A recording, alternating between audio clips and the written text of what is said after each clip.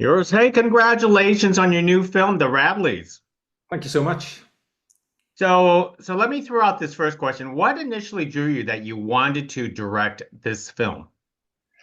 I've always loved vampire movies and been drawn to the darkness and the operatic quality of the genre. But what this script does that I've never seen before is that it sets a vampire story in suburbia in the most ordinary family that you could care to meet, and decides to speak about how they cope with their dark desire, that their addiction to blood, and by that it becomes a story. Really, it becomes a story about addiction. So it felt like a really fresh take on the genre, and something that'd be a really exciting story to share with the world. I know when I was watching the film, I see like there's a major correlation between vampirism and almost like alcoholism in kind of going together at the same time. Yeah, and it is a dark comedy, this film, and we do look into how if you were a vampire, how would you cope with your addiction? And there are support groups, there are helplines that you can call in our movie.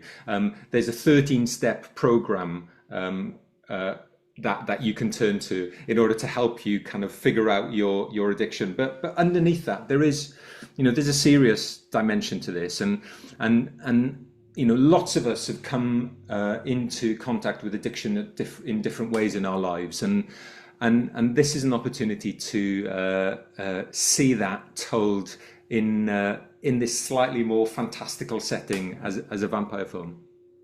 Now I understand this was based off a novel, but it's also very different from the novel. Yeah, as ever, you have to make changes when you shift a story from one form to another. So there were some key differences that we made. One of the biggest ones is that the brothers in the novel are brothers, and in the movie we've decided to make them twin brothers because, for me, one of the really exciting things was looking at what happens if you've got two people with exactly the same DNA, with exactly the same flaw or fault in their being, that is, that they're vampires, but one of them decides to do the right thing by society and repress his desires. The other one decides to yield in to his authentic self, and he goes off and drinks blood like there's no tomorrow. And Will, the character, the bad character, is he's it's cost him a lot to follow his true self, but it's also cost Peter, the good brother, quite a lot to repress his desires. So I think the moral dilemma that both those brothers represent are dilemmas that we face in our lives every day. And I hope that an audience, when they watch this film, will get a sense of those moral choices that both the brothers have made. I found it very fascinating that you made this significant change. I mean, I feel like you didn't want a simple film. You wanted to up the challenge for yourself. So tell us how you pull it off and have Damian Lewis play this dual role. Yeah, it is a trick, but I think the key to pulling something like this off is that you get an actor like Damien, who we've seen him in Billions play the most demonic, devilish, morally corrupt character imaginable. But I'd also worked with him on a movie called Dream Horse, in which he played the the most good-hearted, nicest man that you could ever meet, and I knew that he had that kind of range to be able to represent two characters utterly convincingly on screen, but also take the character on a moral journey as well, not just entertain them but make them question things. So getting somebody like Damian Lewis on board was really, really essential to pulling this off. The practicalities of shooting one actor playing two characters on set, there's all the costume and the makeup changes and the logistics of needing to combine CGI with live action in order to bring those two people together on screen. But we also had an amazing acting double who would always play the opposite twin, and having somebody who's a great actor to give something back to Damian was really key in pulling that off. I mean, I think you pull it off tremendously because this was a family story, and I adore Kelly Macdonald, and she does everything well, especially in a film like this where I feel like the whole family is just full of secrets, and with the twists and turns.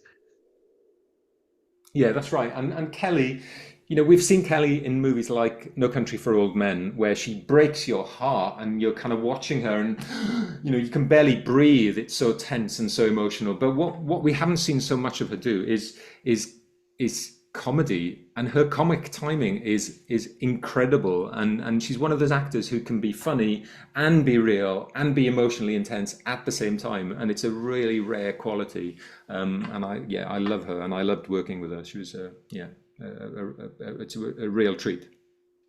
And one more thing, tell us about the setting for your film because I like to watch vampire films. So usually we think of vampires like either like, very glamorous or very hidden, but this is suburbia, out in the open. And not to mention you even brought the wonderful English coast into this film.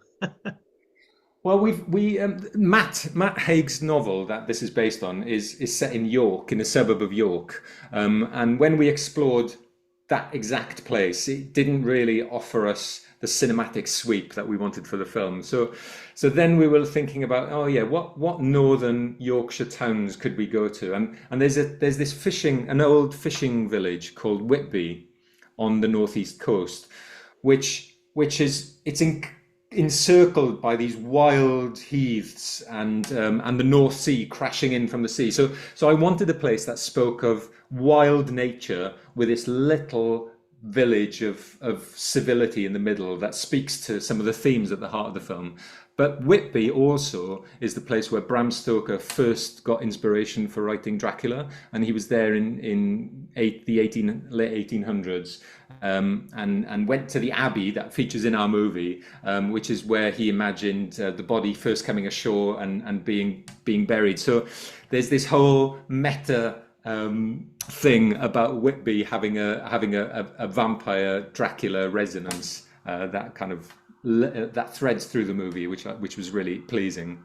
Wow, I did not know that. Well, yours, thank you very much for carrying this conversation with us about the Radleys. You have definitely created a different type of vampire movie that we haven't been seeing quite often. So thank you very much. Yeah, thanks for your time.